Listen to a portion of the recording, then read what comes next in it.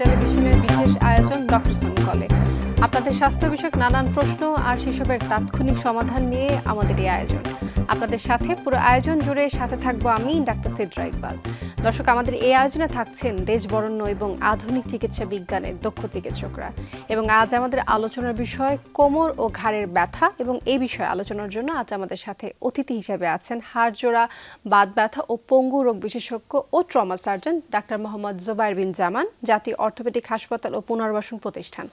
আমাদের বিশেষজ্ঞ চিকিৎসকের পরামর্শ পাওয়ার জন্য আপনারা ফোন করতে পারেন 982405 নাম্বারে। ডাক্তার জামান, আপনাকে স্বাগত জানাচ্ছি ডক্টরস অন কলে। স্বাগতম। আমরা আজ খুবই গুরুত্বপূর্ণ একটা বিষয়ে কথা বলবো, কোমর ও ঘাড়ের ব্যথা নিয়ে। একটা নীরব ঘাতক হিসেবে কাজ করে বলতে পারি, এবং অনেক সময় আমরা কিন্তু এড়িয়ে যাই যে আসলে কোমর এবং ঘাড়ের ব্যথা হয়তো সাধারণ একটা বিষয়, কিন্তু এটা কোনো একটা সংকেত হতে পারে বড় কোনো রোগের। তো সেই সকল বিষয় নিয়ে আজ আপনার সাথে আমাদের এই আলোচনার বিষয়টা। প্রথমে একটু শুরু করতে চাই, আসলে ঘাড় এবং কোমর ব্যথার কারণটা কি? আসসালামু আলাইকুম। আমি প্রথমে ধন্যবাদ জানাচ্ছি যমুনা টেলিভিশনকে এবং আপনাকে আজকে আমাকে আমন্ত্রণ জানানোর জন্য, এবং আমার প্রিয় দর্শক শ্রোতা যারা আমাকে শুনছেন। আজকে আলোচনার যে বিষয় ঘাড় ও কোমর ব্যথা এবং করণীয়, এটা আসলে আমাদের প্রত্যেকের জীবনে প্রায় প্রতিদিনই কারো না কারো হয়ে থাকে। যদি বলি কারণ কি, আমরা কোমর ব্যথার কারণ যদি চিন্তা করি, একে কয়েকটা ভাগে ভাগ করতে পারি। প্রথম কাজ হচ্ছে মেকানিক্যাল কজ।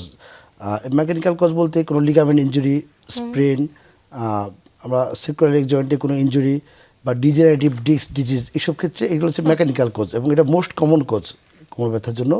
তারপর আমরা যদি নন মেকানিক্যাল চিন্তা করি, কিছু এরকম কিছু কজ আছে, কিছু নিউরোজেনিক কজ আছে, যেমন প্রলাপস লাম্বার ইন্টারভিটাল ডিস্ক, তারপর হচ্ছে লাম্বার ক্যানাল স্টেনোসিস। আর নন মেকানিক্যাল কজের মধ্যে কোনো ইনফেকশন, ইনফ্লামেটরি ডিজিজ, টিউমার, এসব ক্ষেত্রে কমনলি আমাদের কোমর ব্যথা বা ঘাড় ব্যথা হতে পারে। আচ্ছা, দীর্ঘ সময় বসে থাকলে কি ঘাড় ব্যথা বা কোমর ব্যথা বাড়তে পারে কিনা, বা হচ্ছে দীর্ঘ সময় বসে থাকলে হচ্ছে ঘাড় বা কোমর অন্য কোনো রোগ হতে পারে কিনা? আচ্ছা, ভালো কোশ্চেন। আসলে এটাই মেইন কারণ, এটাকে মেকানিক্যাল কজ বলি।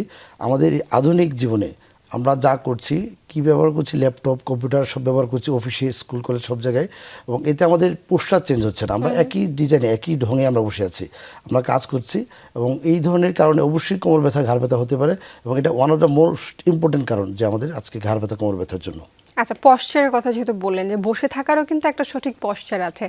যেহেতু আপনি বসেই আছেন, তো আপনার কাছ থেকে একটু জানতে চাচ্ছি বসে থাকার সঠিক পশ্চারটা আসলে কি? আচ্ছা, সঠিক পশ্চার বলতে প্রথম হচ্ছে বসে থাকার ব্যাপারে। আমরা কখনো একই স্টাইলে দীর্ঘক্ষণ বসে থাকবো না, আর অবশ্যই সোজা হয়ে বসতে হবে, আর কিছুক্ষণ পর পশ্চার চেঞ্জ করতে হবে। একই ঢঙে যদি আমরা দীর্ঘক্ষণ বসে থাকি বা তাকিয়ে থাকি, তাহলে কিছু নির্দিষ্ট জায়গায় প্রেশার পড়ে, সেটা হচ্ছে আমাদের কোমর ব্যথা, ঘাড় ব্যথার কারণ হতে পারে। আচ্ছা, এই মুহূর্তে একজন দর্শক আমাদের সাথে যুক্ত হয়েছেন, ওনার ফোন কলটা আমরা নিয়ে নিই, তারপর আবার আলোচনা ফিরছি। দর্শক, কে বলছেন, কোথা থেকে বলছেন, নাম বলে প্রশ্ন করুন।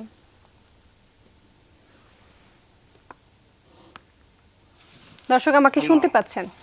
জি, আমার নাম মোহাম্মদ নুর আলম, জি, আমি কুমিল্লা থেকে বলছি। জি দর্শক, আপনার প্রশ্নটি করুন। আমার প্রশ্নটি হলো, আমার বাঁ পায়ে মানে হাঁটুর নিচে মানে মাংসই সেই ব্যথা করে, টনটনায়, কিন্তু আবার বড়ি খেলে, ট্যাবলেট খেলে আবার ভালো হয়। কি ট্যাবলেট ডাক্তার খেলে ভালো হয়? এটা কি জানি, ক্যালসিয়াম আমার কাছে পদ্ধতিটা নাই, প্রেসক্রিপশনটা নেই, তো এই জন্য বলতে পারলাম না। আচ্ছা, এখন আমার করণীয় কি? আপনার কোনো প্রশ্ন আছে ওনার কাছে? ধন্যবাদ, সুন্দর কোশ্চেন করেছেন। আসলে কোশ্চেনটা ইনকমপ্লিট ছিল।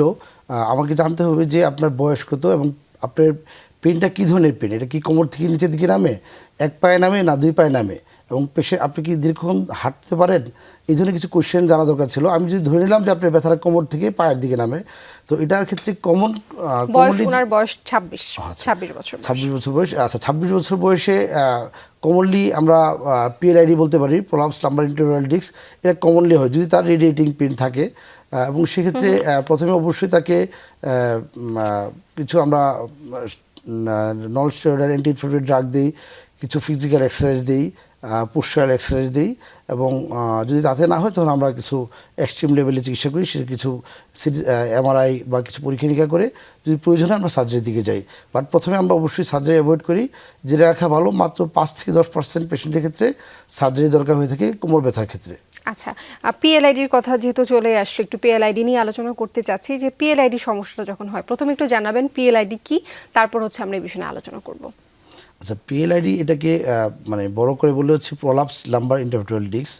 এটা কমনলি আমাদের লাম্বার 4 লাম্বার 5 মানে মেরুদণ্ডের যে হচ্ছে কি মেরুদণ্ডের 4 নাম্বার এবং 5 নাম্বার রিজনে বেশি হয়, বাট যে কোনো জায়গাতে হতে পারে। আচ্ছা, একটু আগে আমরা পিএলআইডি নিয়ে কথা বলছিলাম যে আসলে পিএলআইডি সমস্যা হলে কি করণীয়, একটু জানতে চাচ্ছি পিএলআইডি হলেই তো চিকিৎসক হচ্ছে অনেক সময় ফিজিওথেরাপির কথা বলেন যে দীর্ঘদিন ফিজিওথেরাপি নিলেই সমস্যার সমাধান হয়ে যেতে পারে, আবার এটার জন্য হচ্ছে সার্জারিও হচ্ছে ইন্ডিকেটেড যে সার্জারিও করা যেতে পারে, তাহলে কোন ক্ষেত্রে কোনটা করবে এবং ফিজিওথেরাপি নিলে কতটুকু ভালো ফল পাওয়া যায়? আচ্ছা, আমরা এখানে পিএলআইডি সিভিয়ারিটি চিন্তা করব। আমরা ইনিশিয়াল দিকে প্রথমে তাকে conservative treatment, that means drugs, তার শোয়ার যে পজিশান, বসার যে পজিশান, তাকে পোস্টারাল এক্সারসাইজ এবং ফিজিওথেরাপি, কিছু সময় ফিজিওথেরাপি, এটা একটা ভালো রোল আছে এবং এতে আমাদের প্রায় অলমোস্ট 90% পেশেন্ট ভালো হয়ে যায়। আর 10% বা 5% পেশেন্টের ক্ষেত্রে সার্জারি করতে হয়। সেক্ষেত্রে 1 নম্বর আমরা মেডিকেলের ভাষায় একটা কথা আছে হচ্ছে কর্ডাইকোনাস সিনড্রোম, অথবা পেশেন্টের যদি প্রগ্রেসিভ মানে পেনটা খুব ধীরে ধীরে বাড়ে, তার দৈনন্দিন কাজকর্ম সমস্যা হয়, তার মোটর ফাংশনগুলো যদি লস হয়ে যায়, তখন আমরা সার্জারির কথা চিন্তা করি। এটা হচ্ছে অ্যাবসলিউট ইন্ডিকেশন ফর সার্জারি। আচ্ছা, আর ফিজিওথেরাপির কথা যেটা বলছিলাম যে ফিজিওথেরাপি হচ্ছে নিলে পিএলআইডির ফিজিওথেরাপি সম্পূর্ণভাবে সমাধান হয় কি? যদি সেটা মাইল্ড টু মডারেট থাকে, সিভিয়ার ক্ষেত্রে তো প্রবলেম সম্পূর্ণ সমাধান হতে চায় না। আচ্ছা, এবার চলে আসতে চাচ্ছি যে আসলে এই যে কম্পিউটার এবং মোবাইল বেশি ব্যবহার করলে কি ঘাড়ের সমস্যা অথবা কোমরের সমস্যা বাড়তে পারে কিনা? অবশ্যই বাড়তে পারে। আমরা কম্পিউটার এবং মোবাইল ব্যবহার করার সময় আজকে ইভেন বাচ্চারাও তারা একদিকে তাকে ব্যবহার করছে, এক মনোযোগে ব্যবহার করছে, যেহেতু আমাদের খেলা মাঠের অভাব, তারা সবাই এদিকে খুব বেশি মনোযোগ দিচ্ছে। এটা অবশ্যই আমাদের জীবনযাত্রার জন্য ইম্পর্টেন্ট এবং দরকার, বা সেটা একই ঢঙে ব্যবহার করা যাবে না, একই পোস্টায় দীর্ঘক্ষণ বসে থাকা যাবে না। কারণ হচ্ছে অনেক সময় আমরা ঝুঁকে বসি এইসব ব্যবহার করতে, যে সেটা অবশ্যই একটা কারণ যে পিএলআইডি হওয়ার জন্য। আচ্ছা, আমাদের কাছে একটা প্রশ্ন এসেছিল যে আসলে ঘুমিয়ে থাকলে কোমর থেকে পা পর্যন্ত টান টান করে, তো এটা আসলে মানে টন টন করে এবং হচ্ছে মনে হচ্ছে কি পাটা জ্বালাপোড়াও করছে তার সাথে, এটার কারণ কি? আচ্ছা, এটা আমরা ধরে নেব কারণটা এই ছোট্ট কোশ্চেনের মাধ্যমে, এটা পিএলআইডি হতে পারে বা কখনো কখনো নাম্বার ক্যানাল স্টেনোসিস বলতে পারি। বয়স 18 বছর। আচ্ছা, 18 বছর। আচ্ছা, পিএলআইডির ক্ষেত্রে খুব কমন এজ হচ্ছে 25 থেকে 45 বছর, এই বয়সে কমন হয়, বাট তার আগেও হতে পারে। এটা হচ্ছে তার মেকানিক্যাল প্রবলেমের জন্য হতে পারে। যদি এই বয়সে হয়, আমরা প্রথমে ধরে নেব তার মেকানিক্যাল প্রবলেম। এই ক্ষেত্রে তার পোস্টারাল চেঞ্জটা, যদি আমি বলি যে কীভাবে শুবে, যেহেতু ঘুমের কথা বলছেন, তাকে মানে বাংলায় সহজে বললে বাংলা দয়ের মতো করে শুবে। সেটা হচ্ছে হিপ এবং নি টু ফ্লেক্স থাকবে, বা আমরা সেমি ফলোয়ার পজিশন বলি, এভাবে করে উনি শুবেন। আচ্ছা, ঘুমানোর কথা যেহেতু বলছিলেন, ঘুমানোর পশ্চারের বিষয়ে, ঘুমানোর ব্যাপারে আরেকটা খুব গুরুত্বপূর্ণ বিষয় চলে আসে, বালিশ এবং ম্যাট্রেস। তো যাদের এই ধরনের প্রবলেম আছে কোমর বা ঘাড়, তাদের ঘুমানোর ম্যাট্রেসটা কেমন হওয়া উচিত, তাদের বালিশটা কেমন, শক্ত না নরম কেমন হবে? আচ্ছা, খুবই ভালো কোশ্চেন। ম্যাট্রিক্সের ব্যাপারে আমরা অনেকেই খুবই স্বাভাবিক যে খুব সফট আরাম পাই, এটাকে অ্যাভয়েড করতে হবে। ম্যাট্রিক্স হতে হবে ফার্ম, সেটা হার্ড হওয়া যাবে না, সফট হওয়া যাবে না, এটা খুব ইম্পর্টেন্ট। এবং বালিশের ক্ষেত্রেও মানে খুব বেশি উঁচু বালিশ ব্যবহার করা যাবে না, এবং পজিশন তো আমি বললাম কীভাবে শুইবে। এবং আরেকটা ইম্পর্টেন্ট হচ্ছে উনি যখন শোয়া থেকে বসে যাবে, কোনো ডায়াগনোসড কেস অফ পিএলআইডি বা লাম্বার ক্যানাল স্টেনোসিস, হঠাৎ করে বসে যাবেন না। তিনি এক হাত হয়ে আস্তে আস্তে করে উঠে বসবেন এবং কিছু সময় পরে এক পা দিয়ে নামবেন, তারপর আরেক পা দিয়ে সম্পূর্ণ দাঁড়াবেন। এটাকে ফলো করতে হবে। আচ্ছা, এবার একটু জানতে চাচ্ছি যে মানসিক চাপ বা স্ট্রেস ঘাড় ব্যথার কারণ হতে পারে কিনা? হ্যাঁ, ঘাড় ব্যথার অনেকগুলো কারণ, তার মধ্যে মানসিক স্ট্রেস অবশ্যই একটা কারণ, বাট সেটার জন্য আমাদের ডিস্ক প্রলাপস হয় না, সেটাকে আমরা ঘাড় ব্যথার সেকেন্ডারি কজ হিসেবে চিন্তা করি। আচ্ছা, সেই ক্ষেত্রে আসলে কি করা যেতে পারে? তখন কি হচ্ছে শুধুমাত্র কিছু যে স্ট্রেসের ওষুধগুলো রয়েছে বা অ্যান্টিডিপ্রেসিভ ওষুধগুলো রয়েছে সেগুলো খেলে কাজে দিবে, নাকি অন্য কোনো এক্সারসাইজ আছে? সেক্ষেত্রে না, তাকে আগে হিস্ট্রি নিতে হবে এবং ডায়াগনোসিস কনফার্ম করতে হবে যে তার কোনো বোনস রিলেটেড বা ভার্টিব্রা রিলেটেড বা কর্ড রিলেটেড কোনো প্রবলেম নাই। যদি সেটা হয়ে থাকে তাহলে তাকে স্ট্রেস রিলিফ করতে হবে এবং চিকিৎসকের পরামর্শ অনুসারে কিছু মেডিসিন খাওয়া লাগতে পারে, এবং আশা করি তাতে সুস্থ হয়ে যাবেন ইনশাল্লাহ। আচ্ছা, তো এই যে যাদের কোমর ব্যথা আছে, হ্যাঁ, তারা কি হচ্ছে এক্সারসাইজ করতে পারবেন? হ্যাঁ, এক্সারসাইজ আমরা এখানে বা আসলে পিএলআইডি সমস্যা যাদের আচ্ছা, আছে? এটা আমরা আসলে বলি পোস্টার চেঞ্জ বা পোস্টারাল এক্সারসাইজ। তাদের জন্য নির্দিষ্ট কিছু এক্সারসাইজ আছে যেটা ফিজিওথেরাপিস্টরা বা অনেক সময় আমরা দেখিয়ে দিই, সেটা করতে পারবেন। যেটা করতে হবে তাকে বেন্ডিং কাজ এটা অ্যাভয়েড করতে হবে। কোমরে চাপ পড়ে, যেহেতু পিএলআইডি হয় নাম্বার 4-5 লিভারের জন্য বেশি, এবং এটা অ্যাভয়েড করতে হবে বেন্ডিং করে কাজ করাটা। আচ্ছা, অনেকে তো বলে যে হচ্ছে যখন পিএলআইডিটা হয়ে যায় তখন সম্পূর্ণ বিশ্রাম নিলে বা বেড রেস্ট নিলে হচ্ছে গিয়ে পিএলআইডিটা সম্পূর্ণভাবে ঠিক হয়ে যেতে পারে, কথাটা কি সত্য? আচ্ছা, পিএলআইডি চিকিৎসার প্রথম মানে আমরা কয়েকটা ভাবে ভাগ করতে পারি। প্রথমে রেস্ট, অবশ্যই রেস্ট একটা ইম্পর্টেন্ট জিনিস, এবং সেটাকে কমপ্লিট বেড রেস্ট, এবং আমরা বলে থাকি 2 উইকস কমপ্লিট বেড রেস্ট নেবে। এবং সে এই সময় উনি পেশেন্ট কোনোভাবেই ওনার দৈনন্দিন কাজ ছাড়া বিছানা ছেড়ে যাবেন না। ওয়াশরুমে যাওয়া বা ঘরের মধ্যে যতটুকু কাজ থাকে এতটুকু ছাড়া উনি অন্য কোনো কাজ করবেন না, কমপ্লিট বেড রেস্ট। অর্থাৎ যেটা বেন্ড করে, অর্থাৎ হচ্ছে একদম, ঝুঁকে যে কোনো কাজ কাজটা করা করতে যাবে হবে, ঝাড়ু দেওয়া হতে পারে, ঘর মোছা সেটা হতে avoid পারে, করতে হবে। সেইগুলো আসলে একেবারে একদম অ্যাভয়েড avoid করতে করতে হবে। হবে। এজন্য বিশেষ আমরা করে complete আমাদের bed rest বলি। বিশেষ করে আমাদের দেশে নারী যারা রয়েছেন তাদের কিন্তু পিএলআইডির সমস্যা এখন মারাত্মক আকারে বেড়ে গিয়েছে, এবং তারা কিন্তু পিএলআইডি কনফার্ম হয়ে যাওয়ার পরেও কিন্তু দেখা যায় যে এই ব্যাপারে সমাধানটা Follow করতে করছে না। পারেন না, যেহেতু বাসার কাজগুলো হচ্ছে তারা আবদ্ধ হয়ে পড়েছেন সেখানে।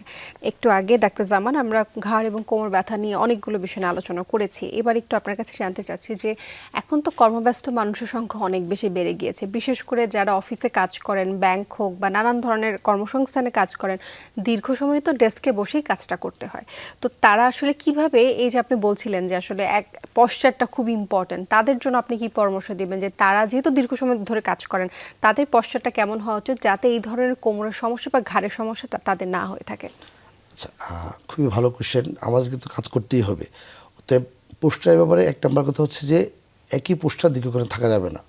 সেকেন্ড হচ্ছে তাকে খুব বেশি সফট মানে চেয়ার ব্যবহার করা যাবে না, এবং যদি সম্ভব হয় কিছু প্রিভেন্টিভ মেজার, যদি আমার ঘাড় ব্যথা শুরু হচ্ছে বা কোমর ব্যথা শুরু হচ্ছে, আমরা এখানে বেল্ট ব্যবহার করতে পারি, সার্ভাইকাল কলার বা লাম্বার কোর্সেট, এই ধরনের বেল্ট ব্যবহার করে আমরা আমাদের পোস্টারটাকে মেনটেন করতে পারি। আমার মনে হয় এটা করা যেতে পারে, করলে আমাদের অনেকটা প্রিভেন্টিভ মেজার রিলিফ হবে।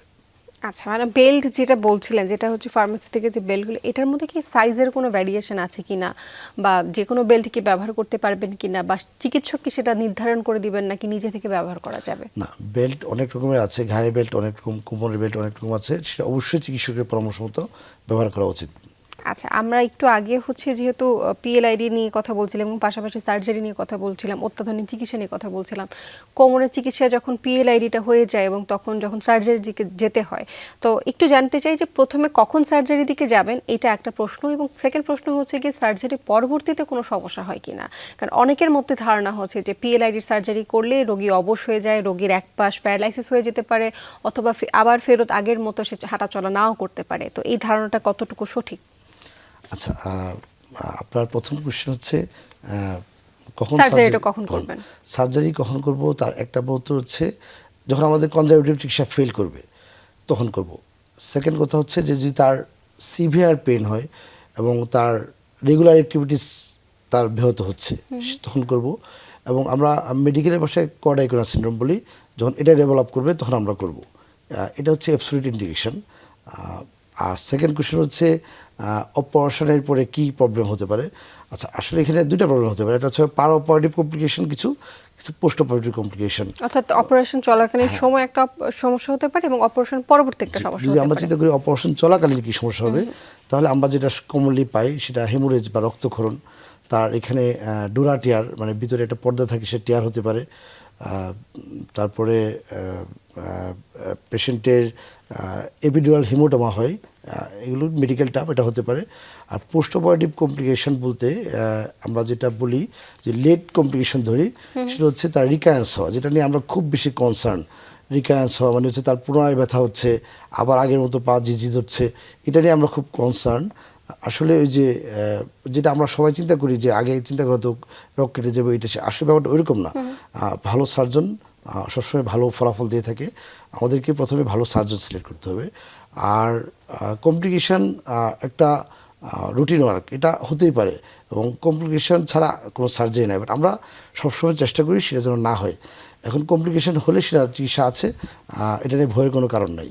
আচ্ছা, যেটা বলছিলাম যে প্যারালাইসিস হয়ে যেতে পারে কিনা, এই ধরনের চিন্তায় কিন্তু অনেকে পিএলআইডির অপারেশনই করতে চান না, যে আসলে কোমরে ব্যথা দীর্ঘদিন হচ্ছে, এমনকি দেখা যায় যে তাদের কোমরে ব্যথার কারণে প্রস্রাব পায়খানার যেটা একটা সাধারণ রুটিন সেটাও ব্যাহত হচ্ছে, বা নর্মাল কাজগুলো তিনি করতে পারছেন না, তারপরও তিনি অপারেশন করতে চান না, কেননা যদি করা হয় তাহলে হয়তো প্যারালাইসিস হয়ে যাবেন, এমনটা আচ্ছা, হয় কিনা? পিএলআইডির অ্যাবসলিউট যে ইন্ডিকেশন যদি ধরি, তাহলে অবশ্যই একটা ইন্ডিকেশন হচ্ছে তার ওই যে পায়খানা প্রস্রাব বন্ধ হয়ে গেছে, যেটাকে আমরা কোয়াড্রাইকুম সিন্ড্রোমের সাথে আমরা মিল করি, যে তখন অবশ্যই তাকে অপারেশন করা উচিত। তখন না করলে বরং তার প্যারালাইসিস হয়ে যাবে। আর অপারেশন করে প্যারালাইসিস হয়ে গেছে, এটা আসলে একটা মানে খুব এটা এরকম আমরা দেখি না, এটা একটা মানে কাল্পনিক বলতে ব্যাপার। পারি আমরা। আচ্ছা, বিদেশে কিন্তু হচ্ছে পিএলআইডি চিকিৎসার জন্য অনেক মানুষ যাচ্ছে, তো আপনি হচ্ছে এই যে বিদেশগামী যে রোগীরা রয়েছেন তাদের জন্য কি বার্তা দিবেন, যে বাংলাদেশে বর্তমানে অত্যাধুনিক চিকিৎসা কতটুকু স্বয়ংসম্পূর্ণ, যে বিদেশ যাওয়ার আসলে কতটুকু প্রয়োজন বা অপ্রয়োজন দিকটা রয়েছে? ধন্যবাদ, এটা খুবই ইম্পর্টেন্ট কোয়েশ্চেন।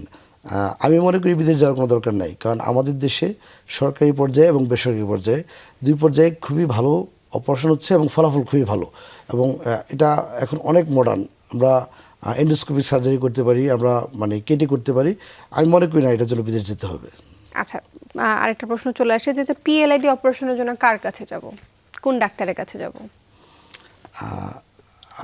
পিএলআইডিস অপারেশনের জন্য অর্থোপেডিক সার্জন, নিউরোসার্জন দুইজনের কাছে যেতে পারি আমরা। মূলত এটা অর্থোপেডিক সার্জনের কাজ। আচ্ছা, অর্থাৎ অর্থোপেডিক সার্জন, নিউরোসার্জন দুজনের কাছেই হচ্ছে সিলেক্ট করতে হবে সার্জন হিসেবে তিনি কেমন, সেই ক্ষেত্রে যাওয়া যেতে পারে। তো আপনি যেহেতু নিটোরে আছেন, সেখানে হচ্ছে এই ধরনের অপারেশন কি হচ্ছে কিনা বা কতটুকু ফলাফল পাচ্ছেন আপনারা? হ্যাঁ, আমাদের রেগুলারই হচ্ছে, প্রতিদিনই হচ্ছে এবং ফলাফল ভালো। আচ্ছা, এবার চলে আসি, ধরেন অপারেশন হয়ে গেল, অপারেশনের পর রোগী ভালো আছে, পরবর্তীতে তার লাইফস্টাইলটা কেমন হবে? আচ্ছা, অপারেশনের পরে খুব ইম্পর্টেন্ট, পেশেন্টকে আমরা কিছু প্ল্যান বলে দিই, যে প্রথম দিন কি করবে, সেকেন্ড দিন কি করবে। আমরা অপারেশনের পরে পেশেন্টকে খুব আর্লি মোবিলাইজেশনের চেষ্টা করি। পেশেন্ট মুভ করবে, হাঁটবে, এবং একটা 14 দিন বা একটা নির্দিষ্ট সময় পরে আমরা সেলাই কেটে দিই। পেশেন্টকে পোস্টারাল এক্সারসাইজ দিই, বেল্ট ব্যবহার করতে বলি, এবং পেশেন্টকে বেন্ডিং করে কাজ করা থেকে নিষেধ করতে বলি। কারণ আমরা যে সার্জারি করি সেটা আসলে 1টা 2টা বা 3টা লেভেলে করি, কারণ আমরা জানি আমাদের 33টা ভার্টিব্রা, তার 23টা জায়গায় ডিস্ক থাকে। এখন আমি তো করলাম 1 জায়গায় 2 জায়গায় 3 জায়গায়, আর অন্য জায়গায় হতে পারে। অতএব আমাদেরকে প্রিভেন্টিভ মেজার ইম্পর্টেন্ট, যেটাকে আমরা অনেক সময় বলি মেডিকেলের ভাষায় রিকারেন্ট হয়েছে বা ফিলব্যাক সিনড্রোম। এটার মূল কারণ হচ্ছে যে পেশেন্ট তার ডক্টরের উপদেশ শুনে নেই। আচ্ছা, হতে পারে। আচ্ছা, তো রিকারেন্ট যাদের হয় তাদের তো মূলত যে ডক্টরের হচ্ছে লাইফস্টাইল মতো চলছে না, ডাক্তার যেটা বলছেন তাদের জন্য হচ্ছে, তো পরবর্তীতে ধরুন রিকারেন্ট হয়ে গেল, এখন কি আবার অপারেশনের প্রয়োজন পড়বে? আচ্ছা, রিকারেন্ট হয়ে গেলে প্রথমে আমরা তাকে আমরা রিকারেন্ট কখন বলছি, যদি কারো সার্জারি হয়েছে, তার 6 মাস বা তার বেশি সময় সে পেন ফ্রি থাকছে, বাট পুনরায় একই জায়গায় আবার ব্যথা হচ্ছে, সেটাকে আমরা রিকারেন্ট বলি। এক্ষেত্রে আমাদের প্রথমে হচ্ছে তাকে পুনরায় তাকে হিস্ট্রি নিয়ে তাকে ডায়াগনোসিস কনফার্ম করতে হবে, তার আসলে রিকারেন্স হয়েছে নাকি অন্য লেভেলে হয়েছে, এটা কনফার্ম করতে হবে। আমাদের মেডিকেশন দিয়ে যদি বা কনজারভেটিভ যদি না হয়, তাহলে সার্জারি করতে হয়। সেক্ষেত্রে সার্জারিটা একটু অ্যাডভান্স, আমরা এটাকে ফিক্সেশন করে দিই, স্পাইন ফিক্সেশন করে দিই, এবং পেশেন্ট ফলাফল ভালো। তো আসলে রিকারেন্সের রেট খুবই কম, খুবই কম।